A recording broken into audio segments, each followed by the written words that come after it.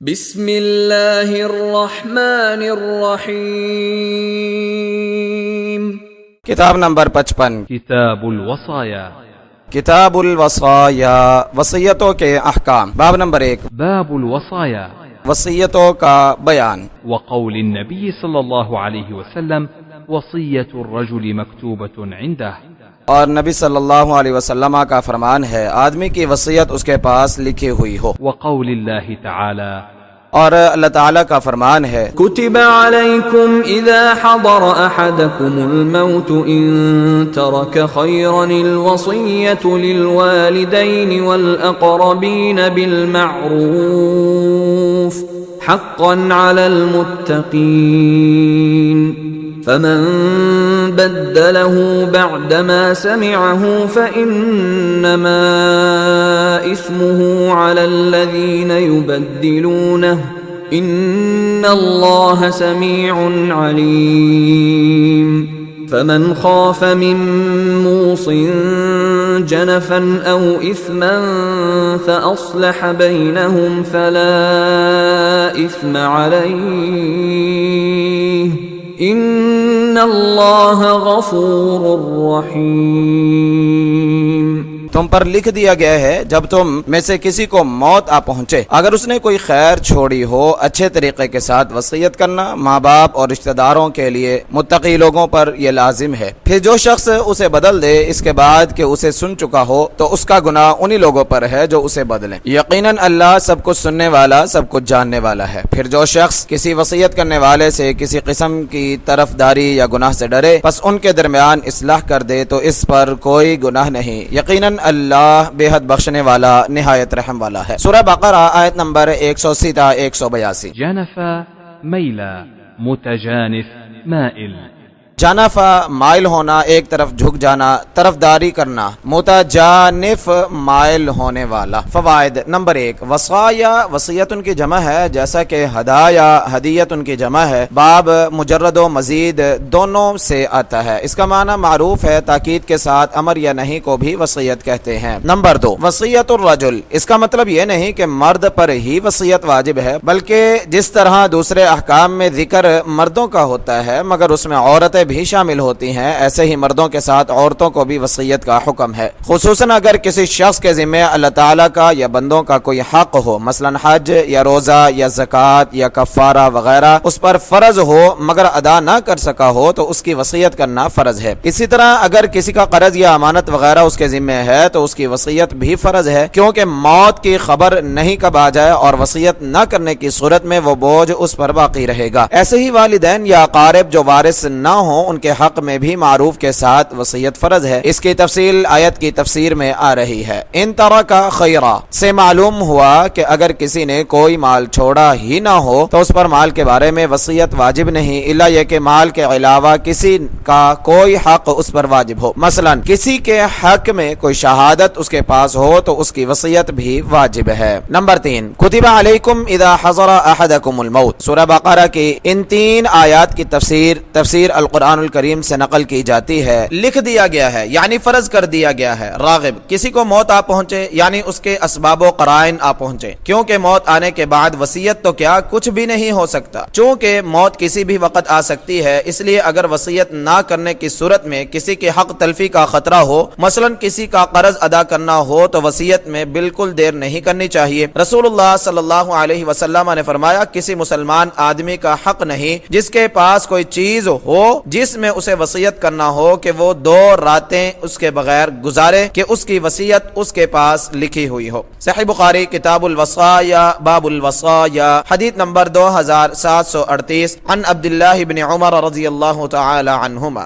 عبداللہ بن عمر رضی اللہ عنہما فرماتے ہیں کہ رسول اللہ صلی اللہ علیہ وسلم کا یہ فرمان سننے کے بعد ایک رات بھی نہ گزری تھی کہ میں نے اپنی وصیت لکھ کر اپنے پاس رکھ لی۔ صحیح مسلم کتاب الوصیہ حدیث نمبر 1000 3627۔ اس بات پر امت کا اتفاق ہے کہ وارث کے حق میں وصیت نہیں۔ اس کی دلیل یہ ہے کہ اللہ تعالیٰ نے خود وصیت کرتے ہوئے ان کا حصہ مقرر فرما دیا ہے۔ فرمایا یوصیکم اللہ فی اولادکم، سورہ نساء آیت نمبر 11 تا 14۔ اب اللہ تعالیٰ کی وصیت کے بعد کسی اور کی وصیت کی کیا گنجائش ہے؟ اور عمر بن خارجہ رضی اللہ تعالی عنہ سے روایت ہے کہ رسول اللہ صلی اللہ علیہ وسلم نے خطبہ دیتے ہوئے فرمایا ان اللہ قد اعطى كل ذی حق حقه فلا وصیت لوارث، اللہ تعالیٰ نے ہر حقدار کو اس کا حق دے دیا ہے، چنانچہ وارث کے لیے کوئی وصیت نہیں۔ سنن نسائی کتاب الوصایا باب ابطال الوصیت للوارث، حدیث نمبر 3671۔ سنن ترمذی حدیث نمبر 2121۔ سنن ابن ماجہ حدیث نمبر 2713۔ وقال الترمذی حسن صحیح۔ جب وارثوں کے حق میں کوئی وصیت جائز ہی نہیں تو اس آیت میں والدین اور اقربین یعنی قریبی رشتہ داروں کے حق میں وصیت کس طرح فرض کی گئی؟ اس سوال کا جواب بعض علماء نے یہ دیا ہے کہ یہ آیت یوصیکم اللہ فی اولادکم کے ساتھ منسوخ ہے، چنانچہ اب والدین اور اقربین کے حق میں وصیت فرض تو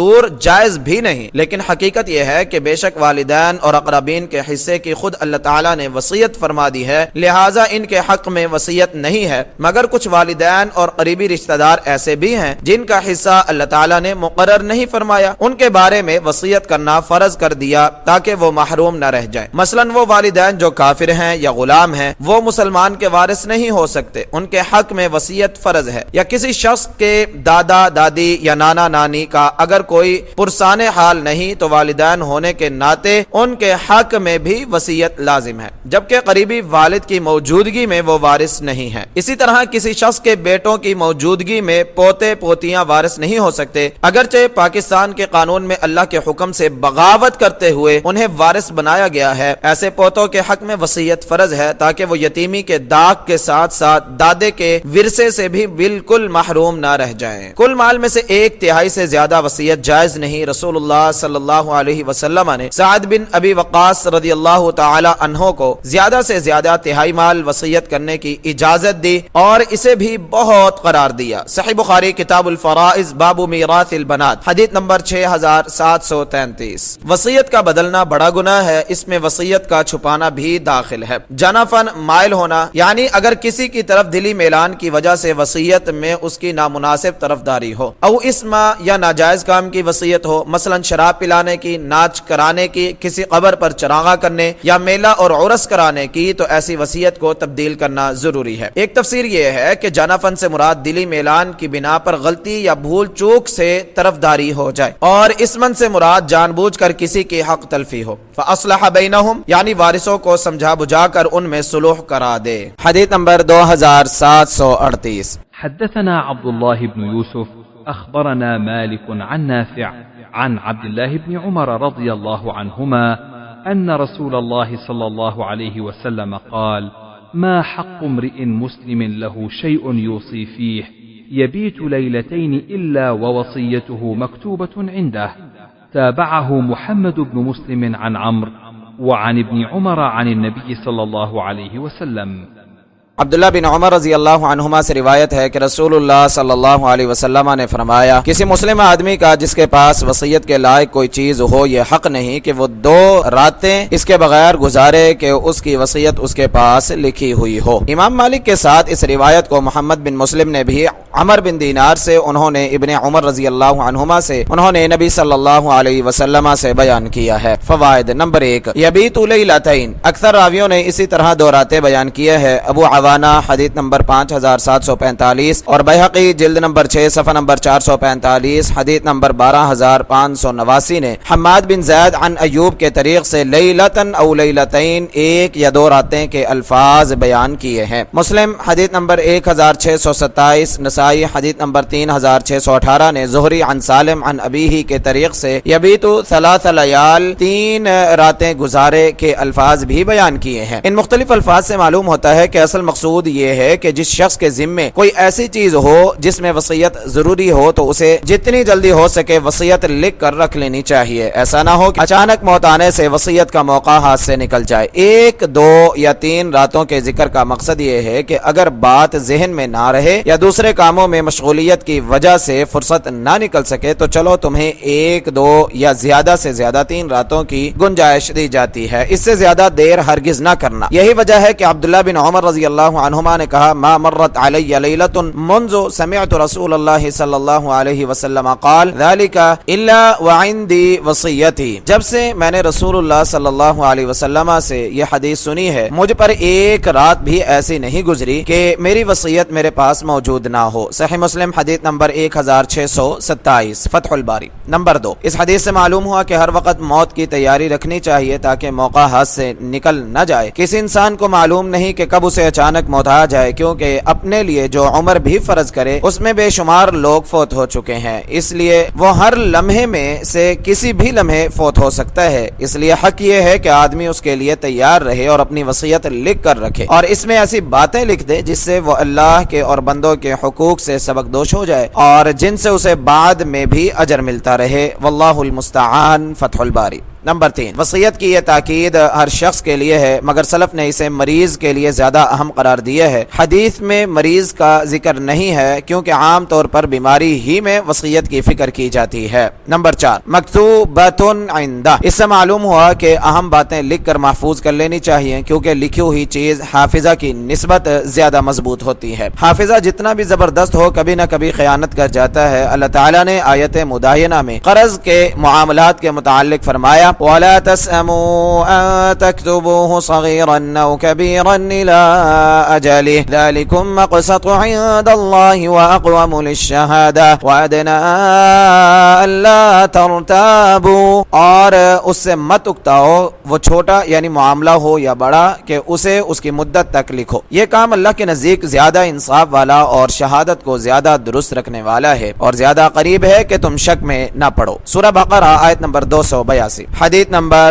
2739. حدثنا إبراهيم بن الحارث حدثنا يحيى بن أبي بكير حدثنا زهير بن معاوية الجعفي حدثنا أبو إسحاق عن عمرو بن الحارث ختن رسول الله صلى الله عليه وسلم أخي جويرية بنت الحارث قال ما ترك رسول الله صلى الله عليه وسلم عند موته درهما ولا دينارا ولا عبدا ولا أمة ولا شيئا إلا بغلته البيضاء وسلاحه وأرضا جعلها صدقة. عمر بن حارث رضی اللہ عنہ سے روایت ہے جو رسول اللہ صلی اللہ علیہ وسلم کے برادر نسبتی اور ام المؤمنین جویریہ بنت حارث رضی اللہ عنہ کے بھائی تھے. انہوں نے کہا رسول اللہ صلی اللہ علیہ وسلم نے اپنی موت کے وقت نہ کوئی درہم چھوڑا، نہ دینار، نہ کوئی غلام، نہ لونڈی اور نہ کوئی اور چیز سوائے اپنی سفید خچر اور اپنے اسلحے اور کچھ زمین کے جسے آپ نے صدقہ یعنی وقف کر دیا تھا. فوائد. نمبر 1، ولا شیء کشمیہنی کے نسخہ میں ولا شاتن اور نہ ہی کوئی بکری چھوڑی مگر ولا شیئن زیادہ صحیح ہے. اسماعیلی کی روایت بھی یہی ہے. ہاں مسلم حدیث نمبر 1635، ابو داود حدیث نمبر 2863، نسائی حدیث نمبر 3622 وغیرہ نے مسروق عن عائشہ رضی اللہ عنہا روایت کی ہے. انہوں نے کہا ما ترک رسول اللہ صلی اللہ علیہ وسلم دینارا ولا درہما ولا شاتن ولا بعیرا ولا اوصى بشيء. رسول اللہ صلی اللہ علیہ وسلم نے نہ کوئی درہم چھوڑا، نہ دینار اور نہ کوئی بکری، نہ اونٹ، نہ ہی آپ نے کسی چیز کی وصیت کی. آپ کی خچر اور اسلحہ اور زمین کی تفصیل صحیح بخاری کی حدیث نمبر 4461 میں آئے گی انشاءاللہ العزیز. فتح الباری. نمبر 2، یہاں ایک سوال ہے کہ اس حدیث کی باب سے مطابقت نہیں کیونکہ اس سے ظاہر ہے کہ آپ نے کوئی وصیت نہیں کی حالانکہ باب میں وصیت کی تاکید ہے. اس کا جواب یہ ہے کہ یہاں یہ حدیث لانے کا مقصد یہ ہے کہ جب آدمی کوئی ایسی چیز چھوڑ کر ہی نہیں جا رہا جس میں اسے وصیت کرنا ضروری ہو تو اسے وصیت لکھ کر رکھنے کی ضرورت نہیں. حدیث نمبر 2740. حدثنا خلاد بن يحيى حدثنا مالك حدثنا طلحة بن مصرف قال سألت عبد الله بن أبي أوفى رضي الله عنهما هل كان النبي صلى الله عليه وسلم أوصى فقال لا فقلت كيف كتب على الناس الوصية وأمروا بالوصية قال أوصى بكتاب الله. طلحہ بن مصرف سے روایت ہے، انہوں نے کہا میں نے عبداللہ بن ابی اوفا رضی اللہ عنہما سے پوچھا کیا نبی صلی اللہ علیہ وسلم نے وصیت کی تھی؟ انہوں نے کہا نہیں۔ میں نے کہا پھر لوگوں پر وصیت کیسے فرض کی گئی یا لوگوں کو وصیت کا حکم کیوں دیا گیا؟ انہوں نے کہا آپ نے اللہ کی کتاب کی وصیت کی۔ فائدہ، یہاں ایک سوال ہے کہ عبداللہ بن ابی اوفا رضی اللہ عنہما نے طلحہ بن مصرف کے پوچھنے پر پہلے کہا کہ آپ نے وصیت نہیں کی، دوبارہ پوچھنے پر کہا کہ آپ نے کتاب اللہ کی وصیت کی، دونوں میں کیا تطبیق ہے؟ اس کا جواب یہ ہے کہ ابن ابی اوفا نے پہلے سمجھا کہ سائل کسی خاص وصیت کے متعلق سوال کر رہا ہے، مثلا یہ کہ کیا آپ نے اپنے طریقہ کے بارے میں کوئی وصیت کی یا خلافت سے متعلق کسی شخصیت کے بارے میں وصیت کی، تو انہوں نے نفی میں جواب دیا کیونکہ دوسری احادیث سے ثابت ہے کہ آپ نے کوئی طریقہ چھوڑا ہی نہیں۔ اسی طرح ابو بکر رضی اللہ تعالی عنہ کی خلافت کا امام بنا کر اشارہ کیا ہے مگر صریح الفاظ میں کسی کو خلیفہ بنانے کی وصیت نہیں کی۔ اور جب یہ سوال ہوا کہ پھر لوگوں پر وصیت کیوں فرض کی گئی تو انہوں نے اس بات میں جواب دیا کہ آپ نے وصیت عامہ کی ہے کہ اللہ کی کتاب پر کاربند رہو۔ ابن حبان نے یہی حدیث نمبر 6023 میں ابن عیانہ عن مالک بن مغول کے طریق سے روایت کی ہے، جس سے یہ اشکال ختم ہو جاتا ہے۔ اس میں ہے سألت عبد الله بن ابي اوفى هل اوصى رسول الله صلى الله عليه وسلم قال ما ترك رسول الله صلى الله عليه وسلم شيئا يوصي فيه قلت فكيف يأمر الناس بالوصية قال اوصى بكتاب الله۔ میں نے عبداللہ بن ابی اوفا رضی اللہ تعالی عنہما سے سوال کیا کہ رسول اللہ صلی اللہ علیہ وسلم نے وصیت کی؟ انہوں نے کہا رسول اللہ صلی اللہ علیہ وسلم نے کوئی چیز چھوڑی ہی نہیں جس میں وصیت کرتے۔ پھر میں نے سوال کیا کہ پھر آپ نے لوگوں کو وصیت کا حکم کیوں دیا؟ تو انہوں نے کہا آپ نے اللہ کی کتاب کی وصیت کی۔ اس سے معلوم ہوا کہ آپ نے کسی خاص چیز کی وصیت نہیں کی، ہاں عام وصیت کی ہے۔ حدیث نمبر 2741۔ حدثنا عمرو بن زرارة أخبرنا إسماعيل عن ابن عون عن إبراهيم عن الأسود قال ذكروا عند عائشة أن علي رضي الله عنهما كان وصيا فقالت متى أوصى إليه وقد كنت مسندته إلى صدري أو قالت حجري فدعا بالتصل فلقد انخنث في حجري فما شعرت أنه قد مات فمتى أوصى إليه۔ اسود بن یزید سے روایت ہے کہ لوگوں نے عائشہ رضی اللہ عنہا کے پاس ذکر کیا کہ علی رضی اللہ عنہ رسول اللہ صلی اللہ علیہ وسلم کے وصیت کردہ جانشین تھے۔ انہوں نے کہا تو آپ نے ان کے بارے میں وصیت کب کی؟ حالانکہ میں آپ کی ٹیک اپنے سینے کے ساتھ لگائے ہوئے تھی، یا کہا اپنی گود میں لگائے ہوئے تھی۔ آپ نے تھال منگوایا، پھر میری گود میں نیچے ڈھلک گئے اور مجھے پتہ ہی نہیں چلا کہ آپ فوت ہو گئے ہیں۔ تو آپ نے ان کی جانشینی کی وصیت کس وقت کی؟ فوائد نمبر 1، اس حدیث سے ظاہر ہے کہ حاضرین نے عائشہ رضی اللہ عنہا کے پاس آپ صلی اللہ علیہ وسلم کی موت کی بیماری میں علی رضی اللہ تعالی عنہ کے حق میں وصیت کا ذکر کیا، اس لیے انہوں نے ان کی اس بات کا انکار کیا۔ اس کی دلیل انہوں نے یہ دی کہ وہ مرض الموت میں ہر وقت آپ کے پاس رہیں، اگر آپ نے اس دوران ایسی کوئی بات کی ہوتی تو ان سے مخفی نہ رہتی۔ مسند احمد حدیث نمبر 3356 اور ابن ماجہ حدیث نمبر 1235 نے قوی سند کے ساتھ عبداللہ بن عباس رضی اللہ عنہما سے بیان کیا ہے اور اسے صحیح کہا ہے۔ انہوں نے کہا مات رسول اللہ صلی اللہ علیہ وسلم ولم یوصی، رسول اللہ صلی اللہ علیہ وسلم فوت ہوئے اور آپ نے کوئی وصیت نہیں کی۔ اور صحیح مسلم حدیث نمبر 1823 میں عمر رضی اللہ تعالی عنہ سے ہے فإن رسول اللہ صلی اللہ علیہ وسلم لم يستخلف، رسول اللہ صلی اللہ علیہ وسلم نے کسی کو خلیفہ نہیں بنایا۔ اور احمد حدیث نمبر 921 اور بیہقی نے الدلائل جلد نمبر 7 صفحہ نمبر 223 میں علی رضی اللہ تعالی عنہ سے روایت کی ہے کہ جب وہ جنگ جمل میں غالب آ گئے تو انہوں نے کہا یا ایھا الناس ان رسول اللہ صلی اللہ علیہ وسلم لم یعہد الینا فی هذه الامارۃ شیئا، لوگوں رسول اللہ صلی اللہ علیہ وسلم نے ہمیں اس امارت کے بارے میں کوئی وصیت نہیں کی۔ خلافت اور اپنے طریقے کو چھوڑ کر آپ صلی اللہ علیہ وسلم نے متعدد وصیتیں فرمائی۔ حافظ رحمہ اللہ نے یہاں آپ کی بہت سی وصیتیں جمع کر دی ہیں، فجزاہ اللہ خیرا الجزاء۔ نمبر 2، قرطبی نے کہا شیعہ نے ایسی حدیثیں پھیلا رکھی تھی کہ نبی صلی اللہ علیہ وسلم نے علی رضی اللہ عنہ کے خلیفہ ہونے کی وصیت کی تھی۔ صحابہ کرام رضی اللہ عنہم اور ان کے بعد کے اہل علم نے ان کی کئی طرح سے تردید کی۔ ان تردیدوں میں سے ایک وہ ہے جس میں عائشہ رضی اللہ عنہا نے آخری بیماری میں آخری دم تک آپ کے ساتھ رہنے کو دلیل کے طور پر پیش کیا کہ آپ میرے سینے اور میری گود میں ٹیک لگائے ہوئے فوت ہوئے تو وصیت کب کی؟ ایک تردید اس کی اس بات سے ہوتی ہے کہ خود علی رضی اللہ تعالی عنہ نے اپنے لیے کبھی اس کا دعویٰ نہیں کیا، حتیٰ کہ خلیفہ بننے کے بعد بھی نہیں کیا۔ ثقیفہ بنی ساعدہ میں کسی ایک صحابی نے بھی اس وصیت کا ذکر نہیں کیا۔ ان لوگوں نے علی رضی اللہ تعالی عنہ کی تعظیم کرتے کرتے ان کی بے عزتی کر دی، کیونکہ ان کے کہنے کے مطابق انہوں نے اپنی بے مثال شجاعت اور دین میں پختگی کے باوجود مداہنت اور تقیہ اختیار کیا اور اپنے حق کا مطالبہ نہیں کیا، حالانکہ وہ کہہ تو سکتے تھے کہ رسول اللہ صلی اللہ علیہ وسلم نے میرے خلیفہ ہونے کی وصیت کی تھی۔ یعنی اس کے علاوہ اس میں اس پر حدیث رسول صلی اللہ علیہ وسلم کو چھپائے رکھنے کا الزام بھی آتا ہے، جو ان کے بارے میں سوچنا بھی گناہ ہے۔ علی رضی اللہ تعالی عنہ کے ان دوستوں کی کیا بات ہے، ان کے ہوتے ہوئے کسی دشمن کو ان کی تنقیص و تذلیل کی کیا ضرورت ہے؟ ہوئے تم دوست جس کے دشمن اس کا آسماں کیوں ہو؟